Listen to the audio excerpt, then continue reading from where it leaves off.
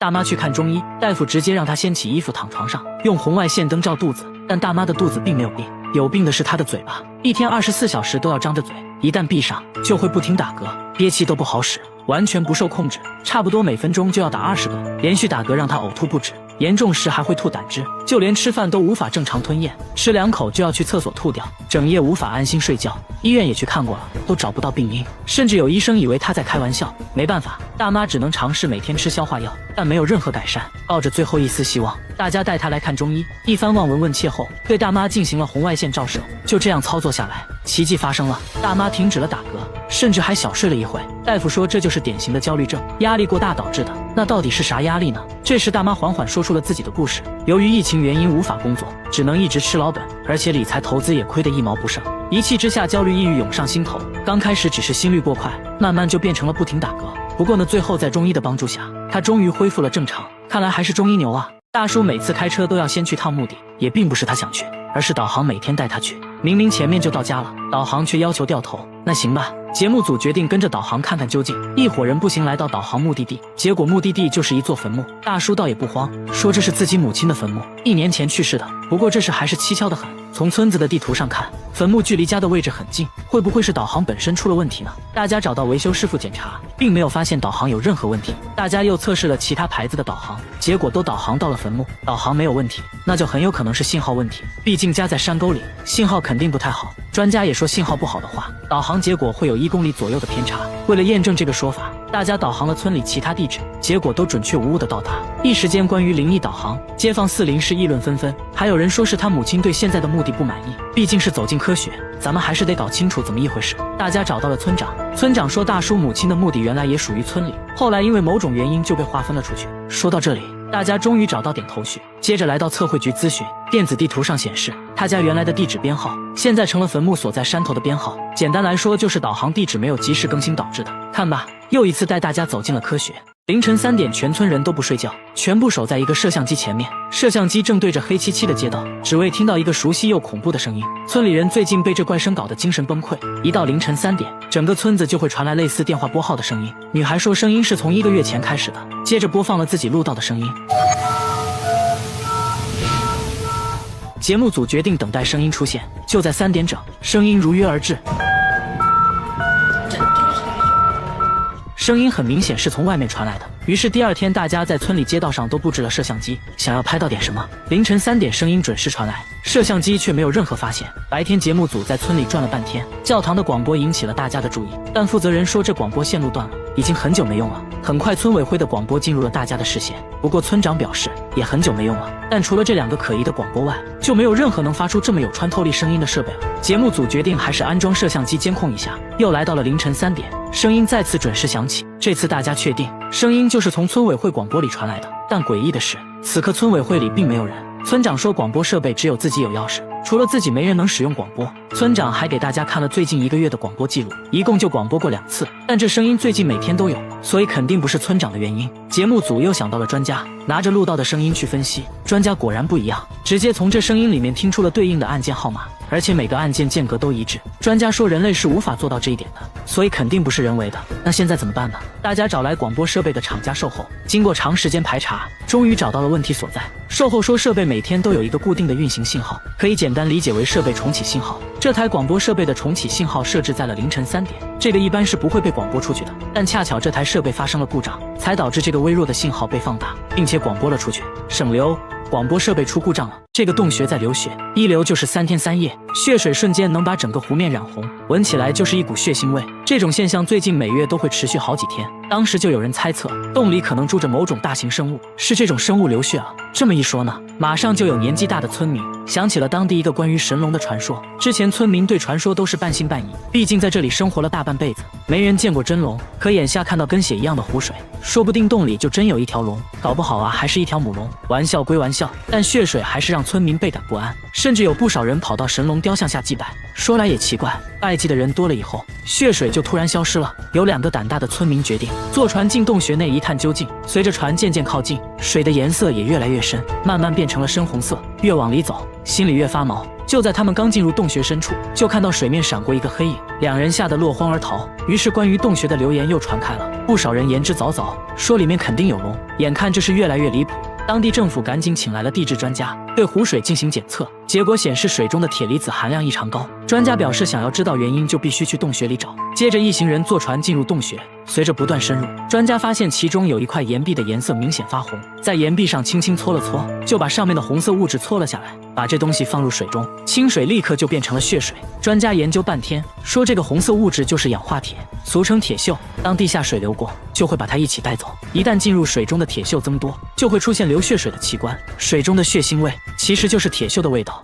奶奶吃饭前要先挤一勺洗洁精，接着放进鱼汤里，搅拌搅拌，直接喝了起来。记者闻了一下，满满的肥皂味，奶奶却吃得非常香。这还没完，喝完汤，奶奶又拿着一片白菜叶来到厨房，对着洗洁精连按了3次，小心翼翼把洗洁精包起来，直接塞进了嘴里。大家非常不解，为啥要吃洗洁精呢？奶奶说自己不能吃肉之类的高脂肪食物，如果要吃的话，必须提前吃点洗洁精，让它在胃里中和一下油脂。不得不说，这想法非常脑血栓啊。饭后，奶奶给大家讲了自己年轻时候的事，大家终于懂了奶奶为啥这么做。奶奶说，年轻的时候穷啊，工作又累又苦，得了胃病也没钱去医院。偶然的一次，不小心吃下了半瓶洗洁精，她觉得自己肯定活不了了，听天由命吧。没想到啊，这下不仅没死，胃还不疼了。于是从那开始就一直吃。大家带她来医院检查，医生都觉得不可思议，胃里竟然没事，不过还是得戒掉洗洁精。如果胃痛的话，可以吃药缓解。奶奶也答应以后不会再吃。2周后，节目组做了个回访，发现奶奶还在吃洗洁精，大家又给奶奶科普了一番，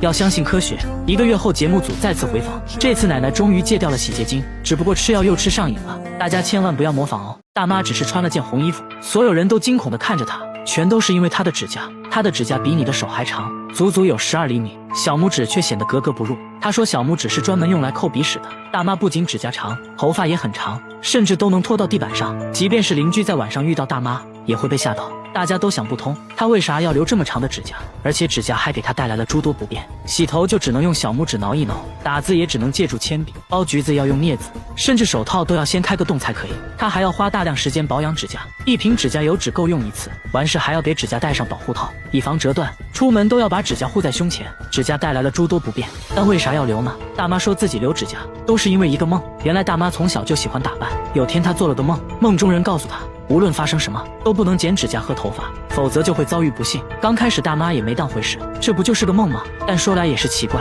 从这之后，每当剪指甲就会心跳加速，剪完指甲就真的会生病，也不知道因为什么原因。后来出于敬畏之心，就开始留指甲了。为了让指甲显得不那么诡异，大妈去做了美甲，画上萌萌的图案，这样就显得可爱多了。第一次见面，大叔就在陌生人面前脱掉了袜子，这才看清大叔根本就没有脚指甲。不仅如此，他连手指甲也没有，指甲的位置光秃秃的，地上的小东西根本捡不起来，开易拉罐是最痛苦的。更难以置信的是，他不能用玻璃杯喝水，一拿起来就会滑下去，杯子在手中反复滑落。节目组怀疑大叔是故意的，大叔却说自己没有指纹，光滑的东西根本拿不住。大家一起按手印，大叔的手印模糊一片，真的看不到任何纹路。由于缺少指甲的保护，轻轻按压手指就会带来剧烈疼痛。然而大叔的工作却很依赖手指，他是一名汽修工，工作需要一直动手，就连缠个线圈都会疼痛难忍，哪怕一个小小的失误都会给他脆弱的皮肤造成不小的伤害，手上也总是伤痕累累的。因为要养活一家老小，他就这样忍着疼痛工作了30年。医生说他患有一种名叫大疱性表皮松解症的罕见疾病，由于是遗传性的，所以没有根治方法。其实这些大叔都无所谓，他在意的是女儿。女儿出生的时候，他做的第一件事就是检查女儿的手指，看到女儿有着正常指甲，大叔激动地哭了。他不想让女儿承受和自己一样的痛苦。现在大叔最喜欢做的就是帮女儿剪指甲，女儿也很懂事，每天都会帮父亲包扎伤口。상처 고민 어때요? 커튼실하고 안 다치는 게 궁금해. 안 다치게 기도할게. 大爷因为头痛去医院拍片，却引起了军事专家的注意。专家对着 X 光片测量，结果更让他傻眼。大爷脑袋里竟然有一颗子弹，而且是军队常用的7.62毫米子弹。子弹已经在脑袋里存在了50多年，但大爷本人完全不记得子弹是怎么进入头部的。既然是军队常用子弹，那大爷肯定与军队有着某种联系吧。大爷说自己年轻时参过军，打过仗，头部也受过重伤，后来慢慢恢复了，完全不知道里面还残留一颗子弹。那为什么被子弹射中，他还能活下来呢？这很不科学。专家说是有这种可能的，子弹应该属于榴弹，也就是经过障碍物反弹的子弹，不在有效射程内，所以才没造成重大伤害。而且子弹的位置在额叶右侧。这部分没有太多功能，这就是为什么之前没有明显症状的原因。但现在有个棘手的问题，子弹距离大脑关键区域只有5毫米，要想把子弹取出来，很可能会造成更大的事故。而且大爷今年70多了，暂时没有太大问题，医生建议保守治疗，平时头痛的话可以吃点药。大爷也觉得，既然子弹在脑袋里待了50年了，也不差这几年，就让他安静的陪我到老吧。他天生就有2个胃，一次能吃1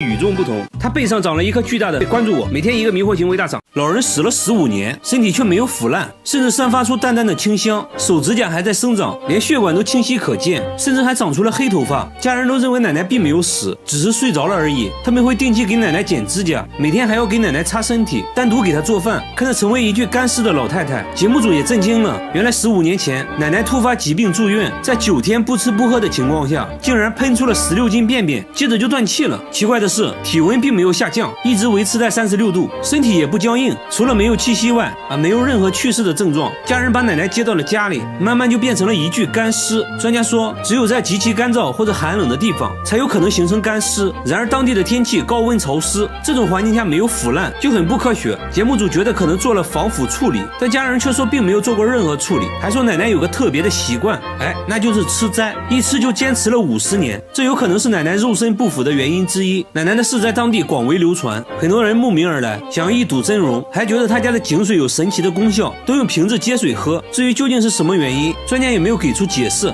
只能说真的很神奇。然而下面这面墙也很奇怪，他家的墙会哭，只要静静的听，就能听到抽泣的声音，整整哭了10天。店主说有时用力敲2下，他又会稍微停一会儿，越到晚上哭声越大，搞得人心惶惶，顾客都被吓跑了。工作人员录下声音，找到了专家，对声音进行了波长分析，总之结论就是这声音明显是一种有生命的东西。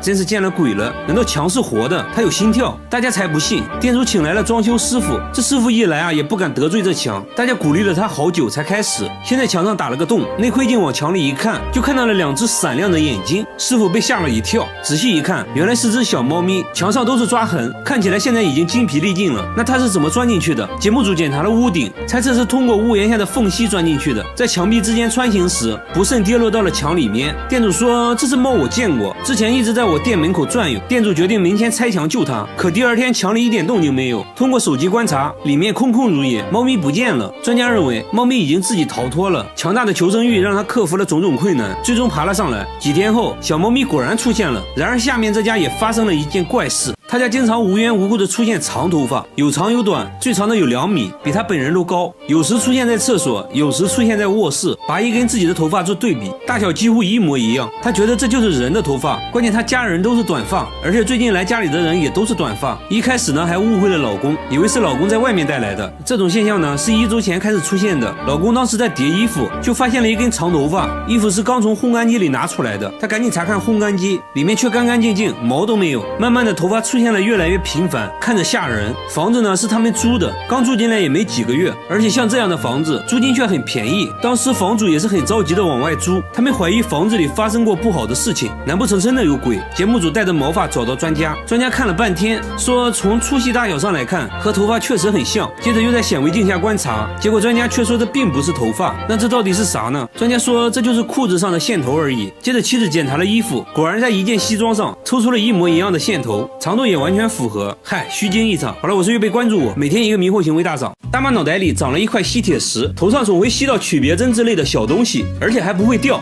走到哪吸到哪。但脑袋看起来没有任何异常，而且最近经常无缘无故的头痛，疼得他满头大汗。去医院做了脑部 CT， 但机器一直叫个不停。医生刚开始还怀疑他戴了发卡，经过多次检查，医生也震惊了，他脑袋里还真的有一个12毫米的东西，边缘看起来很锋利，就镶嵌在头骨上，距离大脑不到1毫米。如果穿破头骨的话，那后果不堪设想。奇怪的是，头上并没有任何伤口，大妈也完全不记得这东西是怎么进入脑袋的。医生怀疑是小时候摔倒后，这东西就卡在了脑袋里，当时没注意，慢慢的伤口就愈合了。随后大妈被送进了手术室，经过漫长的等待，医生成功把这东西取了出来，在体内存在了30年，表面都已经生锈了。那到底是不是吸铁石呢？经过分析这东西和吸铁石成分很像。专家说，这种金属一般都是用作加热元器件，像吹风机了、取暖器里面都有这种东西，很难想象是怎么进入脑袋的。手术后，大妈状况良好，再次进行 CT 扫描机器也没有响。看着伴随了自己30年的吸铁石，大妈唏嘘不已。无独有偶，下面这个大爷脑袋里也有个东西。大爷脑袋里有一颗子弹，只要一思考，脑袋就会疼。子弹已经存在了40年，很多年前和朋友玩射击，被朋友不小心打到的，当时就做了手术，本以为子弹完整的取了出来，但由于最近剧烈头痛，去了医院，才发现脑袋里还有残留的碎片，专家都不敢相信他还活着。妻子很震惊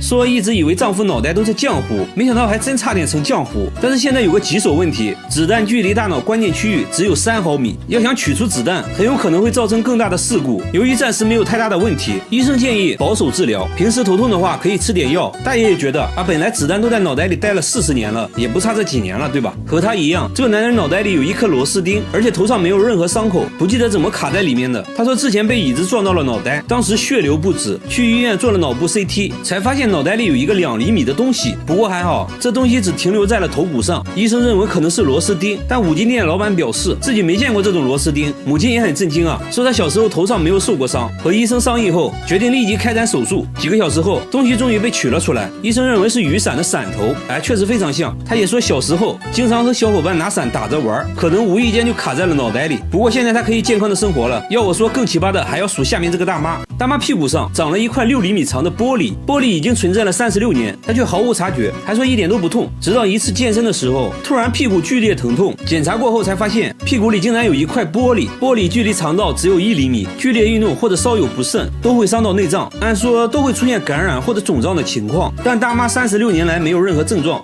这就很奇怪了。那玻璃是如何进入身体的？大妈回忆说，年轻时有次不小心撞碎了玻璃门，当时就腿上扎了一个玻璃碎片，其他地方没感觉到疼，万万没想到屁股上还有一个，就这样存在了36年。下面这个男孩也很神奇，他从8岁就开始脱发，全身上下一根毛都没有，眉毛光秃秃的，下巴也干干净净，甚至连睫毛和鼻毛都没有。同学们嘲笑他是怪胎，这让他很自卑，不管去哪都要戴着帽子，连帽子后面的洞也要缝起来，永远坐在教室最后一排。他说走在街上，感觉别人都在议论他，甚至患上了抑郁症，休学了1年，即使在家里也要戴着帽子。母亲说去过很多医院都没有治好，节目组带他找到毛发专家，检查了半天，终于在显微镜下发现了一根毛发。专家说这种情况是有可能治好的。听到这话，母亲激动的哭了，她也重新燃起了对生活的希望，决定不再在乎别人异样的眼光，别人爱说什么就说什么，那就祝他赶快自信起来吧。好了，我是预备关注我，每天一个迷惑行为大赏。校长为了帮学生作弊，特意买了的西瓜，这西瓜大有妙用，校长直接给监考老师送了一大盆，老师在门外一块接一块的吃，完全顾不上里面的考生。学生们疯狂传纸条，然而这个全班学习最差的孩子却把衣服都掀了起来，证明自己没有作弊。谁都想不到他却考出来连自己都不信的高分。然而之前的他并不是这样的，只要他一来上学，整个学校都崩溃了。老师让用因为所以造句，他信心满满的举手，因为肚子大所以要送蛙，直接被怀孕的老师一脚踢了出去。老师让他向学霸看齐，他就整天跟在人家屁股后面走路看齐。女同学占了他的秘密基地，他只说了一句话，就把所有女孩都吓跑了。再不从这个好地方吃去，还得跟谁玩？压来他！放学后，他偷偷跑到水库洗澡，结果被校长看到了。他躲在草屋不敢露面，眼睁睁看着校长把衣服拿走了。这下惨了，他一手捂前面，一手捂后面，就这样一路捂回了家。为了惩罚他，校长还把他座位安排到了角落里，但他并不在意，这样更方便自己看小人书了。下课就去阅览室偷小人书，被校长抓个正着，还要他把家长叫来。没办法，学校里的小人书看不了，那只能自己去搞。他在外面搞到几本小人书，回学校刚准备显摆一下，又被校长抓到，小人书又被没收了。回家后，爸爸把他剩下的小人书也全烧了。看着自己拼命搞到的小人书被一点点丢进炉子，她心疼极了。后来怀孕的老师去生娃，新来的粉蹄老师成了她的班主任。老师第一天就把她从角落调到了前排。为了提高写作水平，老师还把学校阅览室的小人书都发给了同学，竟然还让她当了图书管理员，这把她牛到不行。回家就给爸爸说自己出人头地了，爸爸却说没有3好学生的奖状有个球用。他从没想过的什么3好学生，只觉得老师人很好。有次午休，他从桌子上掉了下去，摔得满身土。老师看到直接让他去自己床上睡觉。他尿急，穿着老师的拖鞋去厕所，把拖鞋都尿湿了，来回甩2下，在墙上擦了擦，就又回去睡觉了。这一觉他睡得很香很香，结果错过了下午课，被校长一巴掌呼醒了。后来校长发现同学们都在看小人书，直接把粉蹄老师说了一顿，还说在这里成绩是教学质量好坏的唯一标准。看到粉蹄老师受委屈，他暗自发誓期中考试一定要考好，给粉蹄老师争口气。说起来容易做起来难，他竟动起了歪脑筋，在身上做小抄，结果被粉蹄老师看到，直接让他去河里洗干净，还告诉他考试可以不及格，但是不能做一个不诚实的人。说完老师就走了。现在没办法了，只能靠实力说话了。他开始废寝忘食学习，早上到学校背书的时候，校长还没起床呢，随时都捧着书，连晚上点蜡烛也要看书。这次期中考试是全县联考，为了让学校在全县的排名靠前，校长给学生开会，要求互相帮助，还切了一堆西瓜给监考的老师吃。这些老师都是其他学校过来交叉监考的，校长这么做就是为了让学生作弊。粉蹄老师来巡考，他直接掀起了衣服，证明自己没有作弊。考试成绩下来了，校长拿着学校全县第1的奖状春风得意，他自己成绩也超过了70分，进步非常大。粉蹄老师很高兴，说会给他颁个学习进步奖。表彰大会上他望眼欲穿，结果奖状都发完了，也没有等到自己的学习进步奖。原来校长说只有3好学生奖，没有学习进步奖。为了不让他伤心，粉蹄老师用自己的口红给他画了一个进步奖，当着全班给他颁奖，还给他照了相，这把他得意的不行。回家后把奖状贴到了最高的地方。这天午休他翻来覆去睡不着，又偷偷溜到老师房间，摆弄起了老师的相机。玩着玩着突然发现老师回来了，他赶紧把相机还了回去，刚想走却发现来不及了，他直接躲进了床底下，这才发现老师带来一个男的。门关上后，他们竟然抱在了一起。看着老师垫起来的脚，他心里有点莫名的心疼，也不知道他怎么想的，随手摸了几个垫床脚的木块，垫在了粉蹄老师的脚后跟。下午上课他一直心不在焉，听到同学们讨论，他这才知道原来这男的就是粉蹄老师的男朋友。下课后又遇到了这个男的，还穿着粉蹄老师的拖鞋，这可是被他标记过的拖鞋啊，这把他气得不行。一起跳绳的时候，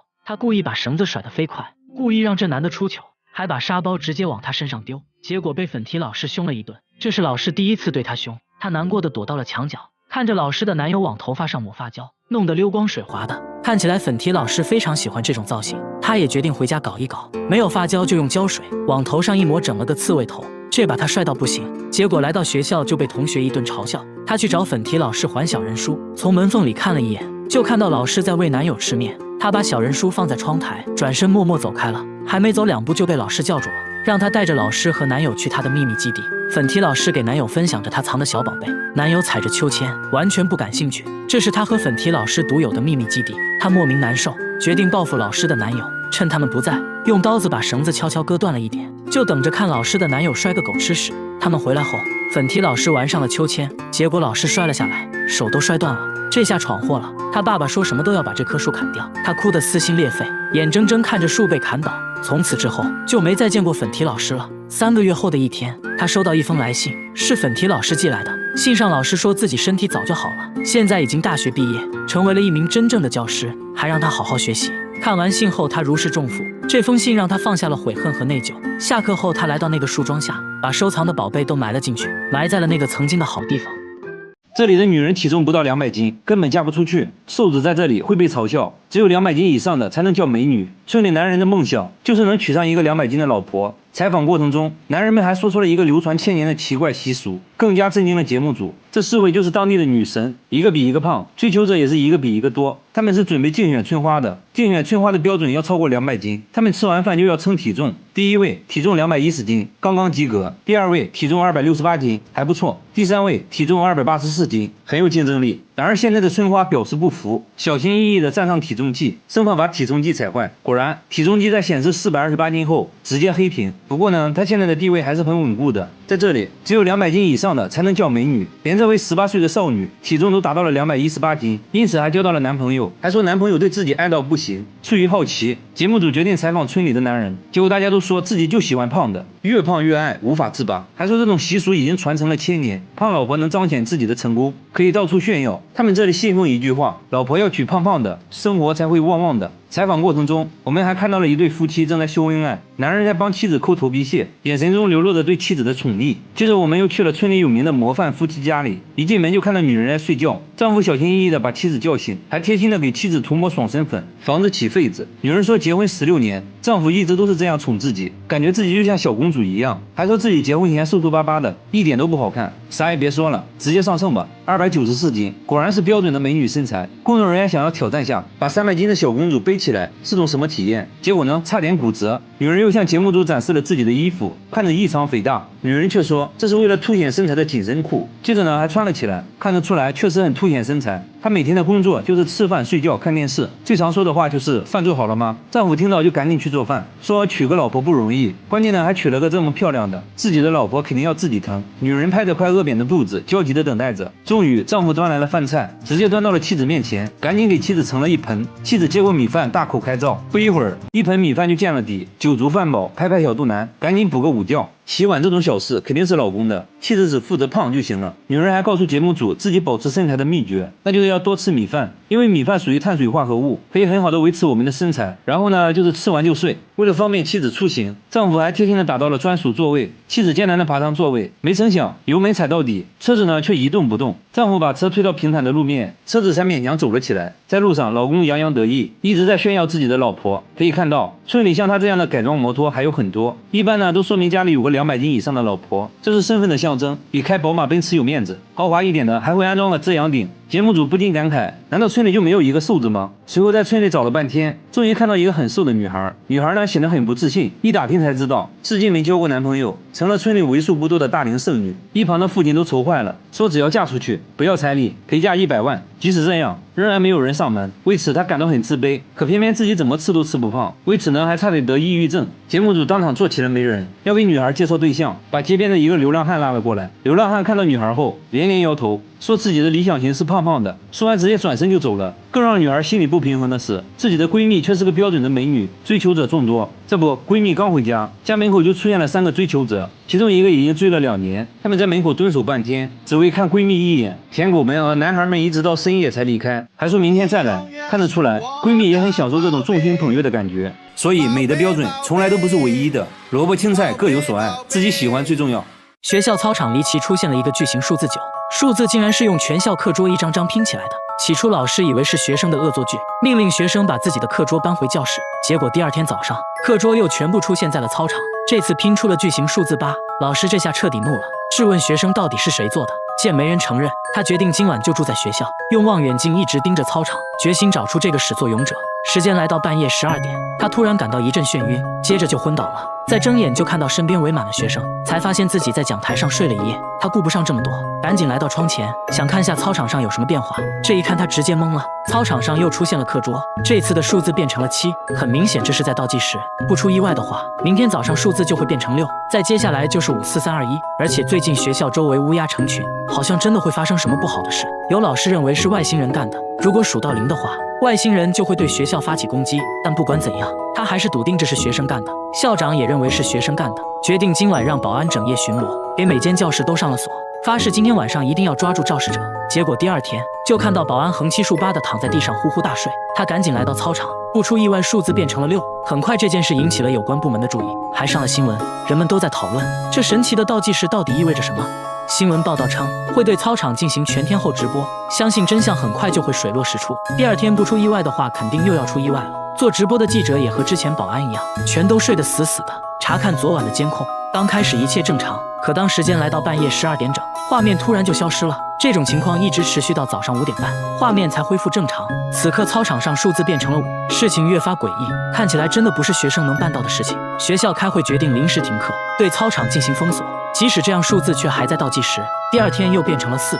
校园的神秘事件已经引起了全国的关注。昨晚就有大批民众聚集在操场外，想要见证奇迹，结果都在12点的时候瞬间睡着了。现在连专家都猜测很有可能是外星人的所作所为。接下来的2天，数字也逐渐由4变成了2，就连政府都在紧急召开会议，谈论即将有可能发生的各种意外情况，甚至怀疑数字变成0时，整个日本都有可能毁灭，还呼吁大家赶紧逃离东京。一时间人心惶惶，大量民众逃离东京，期间还有人趁火打劫。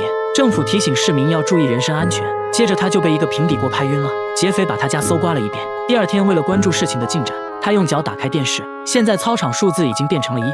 新闻报道称，政府为了抵御外星人的侵略，已经在东京展开了紧急部署。终于到了最紧张的时刻，这天操场上数字变成了0，操场内外一片寂静，人们都不知道到底会发生什么。结果到了下午6点，眼看就要日落了，校园内还是没有出现任何异常变化。很快来到深夜，他和妻子的合照突然掉落到眼前，想到还在外地工作的妻子，自己不能就这样不明不白的死去。